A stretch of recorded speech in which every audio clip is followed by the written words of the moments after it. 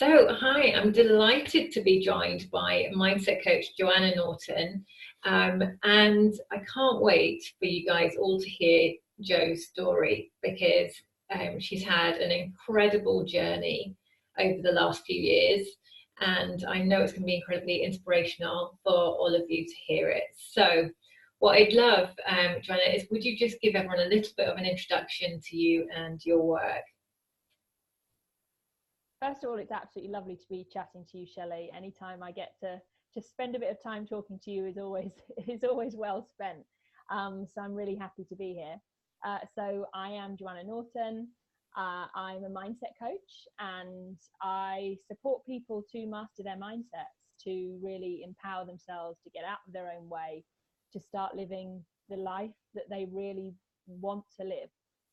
Ah, fantastic. So tell me a bit about your journey because it's so incredible. Yeah, tell me a bit about what's led you to become a mindset coach. Yeah, yeah. So I was actually a teacher for a long time, and so obviously I've always loved kind of teaching, education, supporting, helping others, inspiration, all of those things. And within my career as a teacher, I was about to say I was lucky enough, but actually no, I worked bloody hard. I worked hard enough and got myself to a point where I was actually had my own business coaching and mentoring the teachers. So I was going around the UK supporting schools, consulting, coaching and mentoring. And out of those things, I really realized that coaching was my real passion, my real love, because I saw that it was the thing that had the greatest impact on the people that I was working with. And then I completely kind of randomly, just over 2 years ago now, while I was doing that work, I banged my head really badly, and kind of in that instant, everything changed. Everything kind of after that has been almost like living a different life, and a lot of that was a struggle for a long time, because from banging my head, I suffered a brain injury that it caused swelling on my brain, caused a hell of a lot of problems for a long time. But actually in having to kind of experience and go through the struggles that I went through, struggles such as kind of not being able to speak clearly, fluently, articulately, often not being able to speak at all, words just wouldn't come at all, random things like my eyesight would just suddenly go, everything would go black for a few minutes for no apparent reason. Oh my goodness. Forgetting things, kind of losing memories that, funnily enough, people often ask me now, have you got all your memories back? I'm like, well, how would I ever know if I'd got all my memories back? You can't remember what you can't remember. Absolutely. So that's always a kind of a funny one. But certainly my short-term memory, my kind of medium-term memory is definitely much improved now. But for a good year, I was really struggling and really experiencing almost a process of having to grieve for the loss of the person that I felt I was. And that was a really difficult time.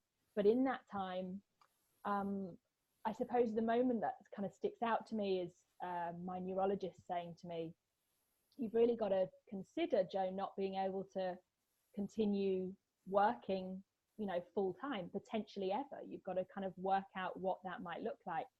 And almost in that moment, there were these two kind of different feelings inside me. There was part of me thinking, no, bugger that. I'm not going to let, this happen. I'm going to move forwards and build things back up and get to a place where I can really live the life that I've always wanted to live. And working for me was always something I really enjoyed. It's always been a passion of mine. And so, I knew that I wanted that as part of it.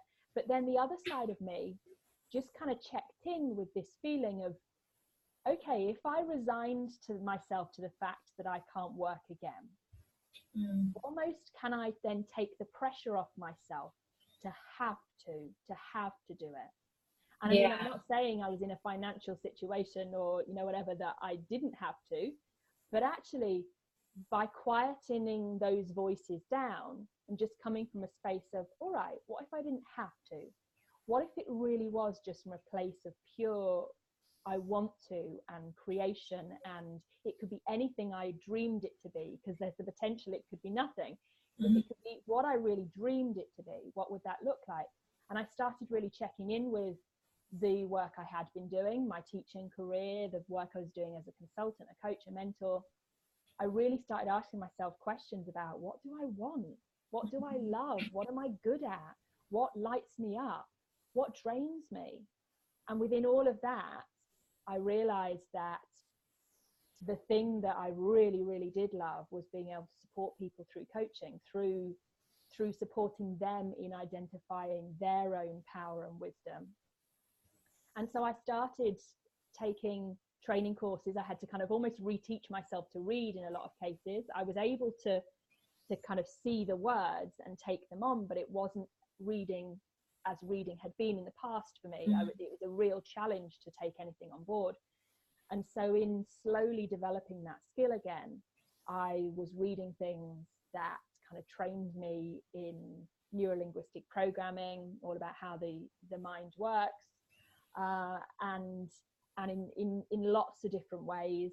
I then, once I was kind of well enough and able to take on a lot more new skills, I started doing new trainings and courses, and really getting myself back to health for myself, reteaching, retraining my own brain. But then through doing that, realizing that actually all of these new skills and this knowledge and this wisdom that I was taking on board was not only helping me, but it was helping other people, and it potentially could help a hell of a lot more people, which is where my kind of journey as a mindset coach, not specifically working just in education, but working with individuals and groups all around the world now, which is amazing. That's where that really kind of kicked in, and I was like, this is the thing I'm here to do. Oh, amazing, amazing. So it's been such an incredible journey. So from going through that brain injury yourself and learning how to recover from the brain injury, you developed understanding about neuroscience and about how to work with yourself, with your own mindset, to be able to recover. And now you're using what you learned to help others. I just think that that's amazing, because you softened it a lot, the struggle that you went through. You made it very kind of sound very easy. And having had a partner who went through a head injury, I know that it's a lot more challenging than you said, especially the severity of the injury that you suffered. Yeah. So this is a really, it's an incredible testament to your faith and your courage, and also the power of your mindset. Yeah, and I think that the key part for me is it helped me to build that faith in the universe, in myself, in human beings, in nature. That was the thing that actually really got me through, and it wasn't something I necessarily was attached and aligned to completely before. It was something that I had to hold on to something.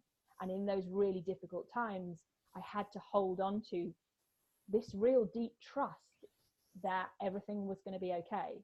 And that actually, even though it was really, really difficult, that could I see those dark times, the difficulties, the struggles, the challenges actually as being really amazing opportunities to be able to learn, to be able to grow, myself, and to support others to do the same. Oh, fantastic. And isn't that really ultimately what we all need in order for our mindset to be more positive? Just to get that fundamental truth that, like even the struggle we had earlier with the tech issues, that meant we couldn't go live on Facebook, and we recorded this instead. Yeah. Well, you know what? It's just part of it. And here we are now doing a beautiful recording on Zoom that perhaps is going to be even better quality than what the Facebook recording would have been. So, and you know what's so interesting about that, actually, Shelley, is that thinking back to a few years ago, me from a few years ago, in that situation, you know, kind of waiting to see if we can log on and how's it working. Yeah. My mind would have been going to, what am I doing wrong? You know, what does this mean? What, I'd have been swirling around, and by the time we got on this, I'd have probably been, I wouldn't have been You able would have been to in the same place. Yeah, absolutely. what was so lovely is kind of sitting there and waiting to see if we could work the tech out for, you know, probably 10-15 minutes. I was just sat there going, yeah, that's fine. It'll all work out. We'll sort it out. It's no problem. Absolutely, absolutely. And so that kind of fundamental learning, you know, that, and I think it's maybe a something you embody, isn't it? In a way, it's not just a mind thought; it becomes something you embody. Do you feel that that's something that is a core part of what you do with your clients, helping them to come to that place of trust in themselves?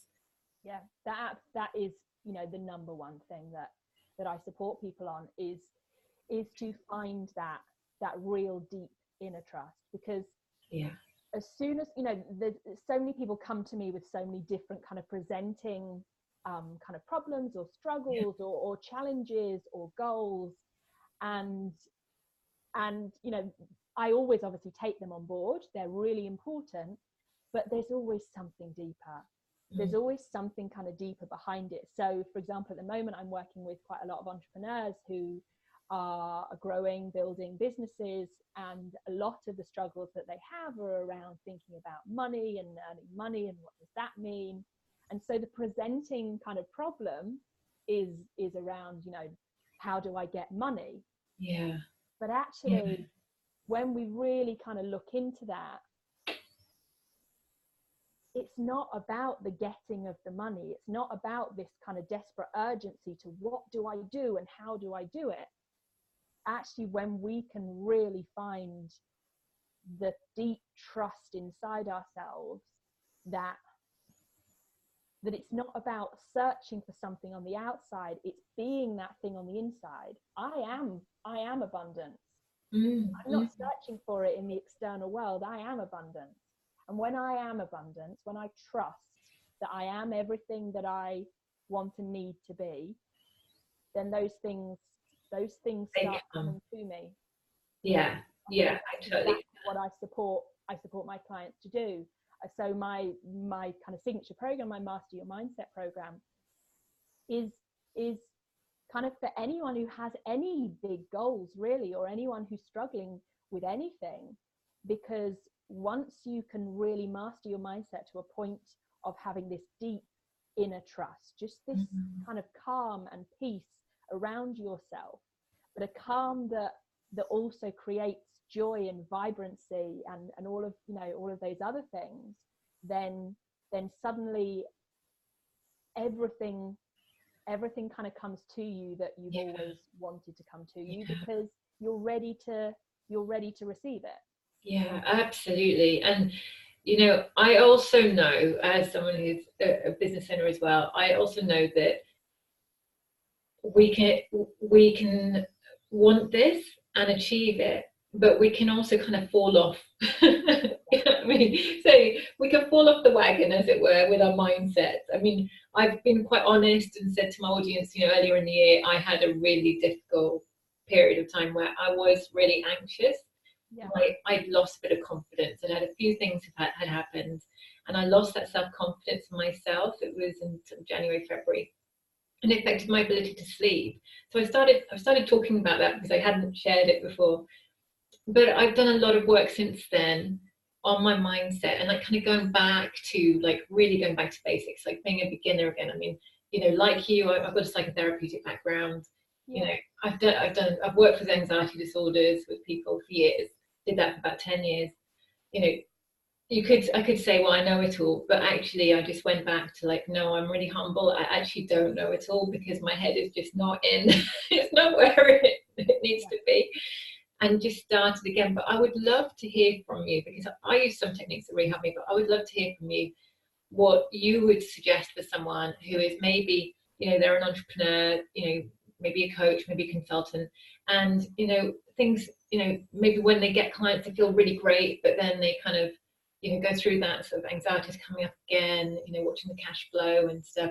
What kind of techniques would you recommend they do that's going to support them with starting to step you know, towards that place of trust. And also, you know, when you fall off the wagon, because it does happen, how do you kind of get yourself back on back on track? Yeah, absolutely. I think the number one thing for me is to listen in all kind of senses. And so what I'm referring to there is, you know, listen, really truly start to listen to what's going on in the outside world, start to listen to and notice and be aware of what's happening in nature, of what other people are doing and saying, and who they're showing up to be, but then really importantly listening to yourself. And so most of the kind of issues and problems that we create for ourselves come from thoughts that come into our head that then generate feelings. And I mean, I've literally just kind of this week been writing a blog and creating a video about this idea that we often take those thoughts and feelings way too seriously. We often kind of, you know, a thought comes in and it's like, is this is some voice from the heavens, I've got to do something about this is obviously really serious and really honest and really true, and what does this mean? And we can often overthink those thoughts that come into our head, but actually not every thought that comes into our head is something that we need to take on. And so the first step is just in noticing, listening to the thoughts that come in. And then rather than just kind of going with that, a thought that's saying, you know, I'm afraid of this thing, or I can't do this thing, or I'm not good enough for this, rather than, or it's all going to completely fall apart, which is sometimes a thought. I'm going to end up penniless on the street. I know that's some entrepreneurs I work with have had that fear. Absolutely, so many. And the thing we've got to recognize is that just because we think it doesn't mean it's true. However, if we do continue to think it and allow ourselves to feel it, it may come true. Yeah. And so that's the key, is that we've got to notice and listen to what we're thinking so that we can just check in with ourselves. Sometimes we just need to realize we don't have to take ourselves too seriously. We don't have to take these thoughts and feelings too seriously. In real simple terms, our thoughts are just words and images that kind of come to us. Sometimes they're really useful and sometimes they're not useful. And then our feelings are just physiological responses to those thoughts, those words, those images that come into our head. Again, if we haven't checked the thought, if we haven't stopped and checked the thought and gone, hang on, are you serving me here? Are you useful or aren't you? Then it will turn into a feeling. And if that thought wasn't something that was serving us, then the feeling sure as hell will not be something that's serving us. And so the first thing I'd advise anybody to do, if they're not already doing it, is to almost kind of identify the power we have as human beings that, you know, pretty much every other animal doesn't have, that we have this ability, this conscious mind, this kind of thinking brain, this neocortex that allows us to observe our own thoughts. We actually can consciously think about what we're thinking about. And although sometimes that can really get us into hot water when we kind of overdo it, if we actually use that as a power, as a tool, if we kind of almost see ourselves splitting off into these two minds, and we have the one that's just kind of sending us all these messages and we think we've got to listen to it, but, you know, actually they could be really shitty messages from our past that are not serving us based on beliefs we took on when we were a young child that no longer served us in any way. If we can use this kind of other mind, this conscious part of our mind, to go, hang on, what's going on here? You know, what's the story I'm telling myself? What is the story I'm telling myself here? And is this story serving me? Is it empowering me, or is it disempowering me? And even if we still kind of feel like, but it's true, it's true, it's true, there's part of me often that thinks, who cares if it's true? If it's not empowering me, if it's not serving me, is there another story I could tell myself? What else could be true? What else could be true that I could tell myself that would empower me, so that actually I can move forward in a way that not only supports me, but if I can move forward in a more empowered way, then the people around me can move forward in a more empowered way.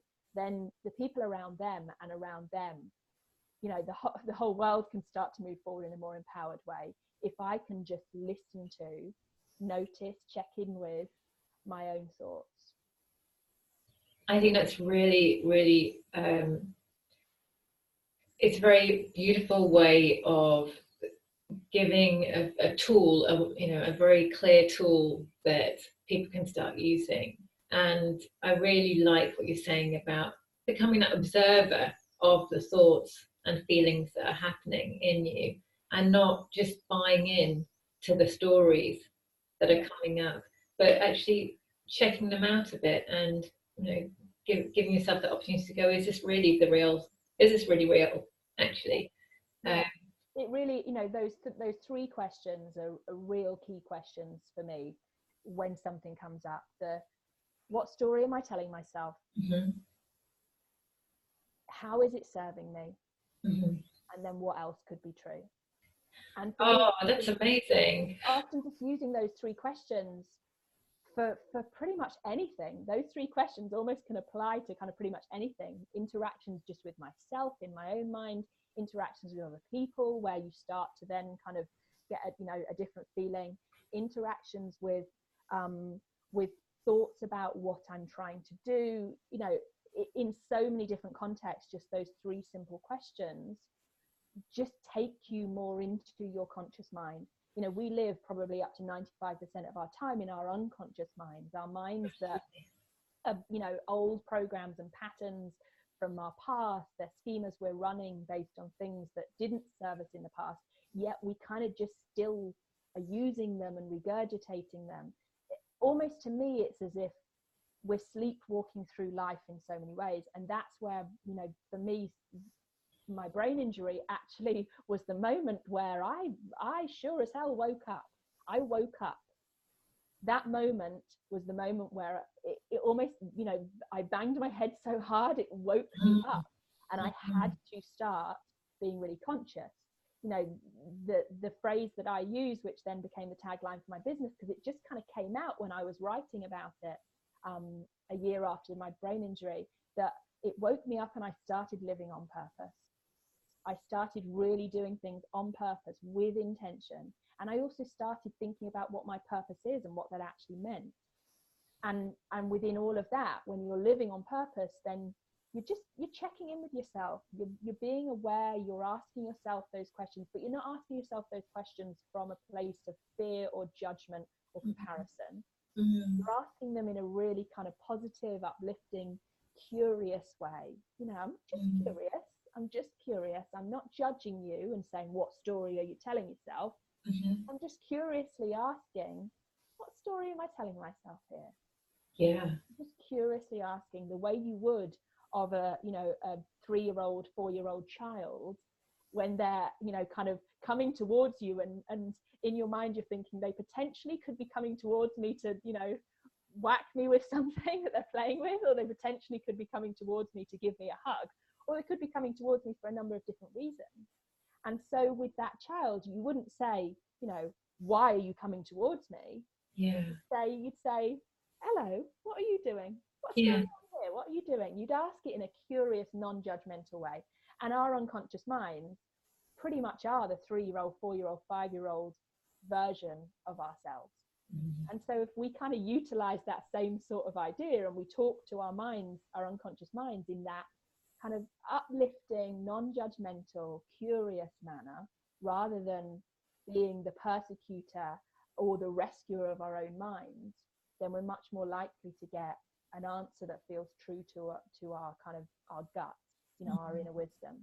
Mm-hmm. Yeah, fantastic. Wow, that's amazing, Jo. And I mean, I could carry on talking to you for hours about this, and maybe we need to bring you back to talk more about this, because I know there's going to be people listening to this that are just thinking, oh my God, this is revelationary for me. This is just opening my eyes to what's been going on, what's been pulling me down, what I've been struggling with. Yeah. But I'm also curious to know what has been helping you to grow your business, because you've grown your business really quite quickly in some ways. And I know that also my audience would be really interested to hear what you feel, what's the single biggest learning you've had that's helped you grow your business? Yeah, I think, certainly for me, definitely doing what I do, I'm going to say this, but it's because it's my complete truth, is that sorting my own mindset out is the number one thing. And so in order to do that, I've worked with a number of my own coaches, you being one of them, and having my own coaches, having people who really understand about how the mind works and how they can support other people in that is just completely paramount to me. One of the people often say to me, but you're a coach, why do you need a coach? Because I know that this shit works. Why would I not utilize that? And also there's this kind of idea that I'm a coach, so surely I can fix myself. Well, to some degree, I use self-coaching. Basically, what I was just talking about, being aware, being the conscious observer of what's going on, is a self-coaching tool. But I can't do everything. I can't do all of that. If I was a brain surgeon and I needed to have an operation on my brain, you wouldn't be saying, well, do it yourself. You're a brain surgeon. You'd be saying, go to somebody else that you trust who can support you in that.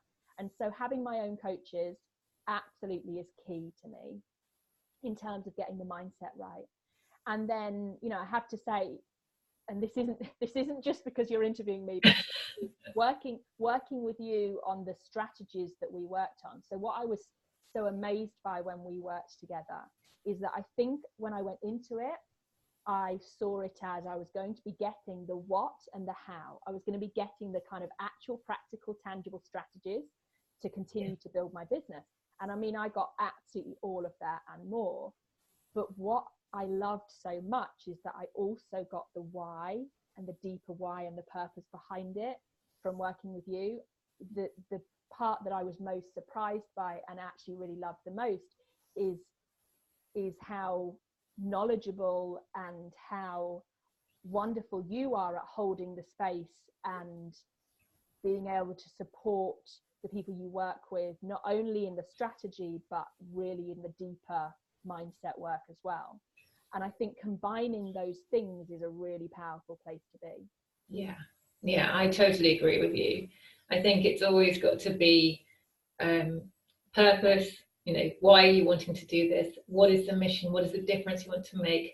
And then getting your mindset in a place where you believe you can do it, and then having a plan that you execute that works, and then just continuing to execute. There's that consistency, isn't it? And that combination is what works. And I think, what you just said, the word consistency, that's been another thing that's been really key for me, is having, knowing what my kind of greater purpose is. So doing that work around really understanding my greater purpose and where I'm kind of, why I'm here in the world, what my values are, what's really important to me, what I'm wanting to create. Having that kind of future vision has allowed me to then think about, well, okay, what are the steps that lead me towards that? So I can keep kind of just checking in that all of the steps I'm taking are leading me towards that future vision, that purpose that I have. And for me, one of those things has been consistency in what I'm doing. I regularly, every 2 weeks, I write a blog.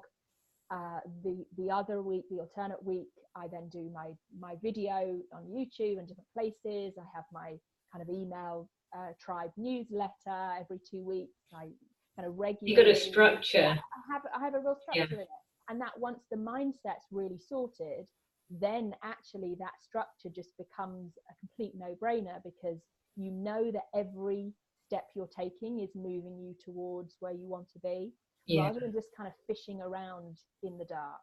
And just, I'll try this, and oh no, that doesn't seem to have worked, so I'll try this. Well, maybe that didn't work because you didn't, there was just one tiny part that you need to tweak. It's that idea of keeping that focus. Someone the other day was using the focus, saying follow one course until successful. Yeah, I love that. I That's love that. great. Yeah. And you know, kind of really checking in that, have I explored the avenues that I could explore within this particular thing? If this thing is actually really important to me and I really love it, then I'm not just going to throw it aside because I tried it once and no one seemed to, you know, put a like on it, comment on it, you know, engage with it in the way that I expected engagement. You know, how could I just change a tiny part of it and move forward with that, and change a tiny part of it and move forward with that?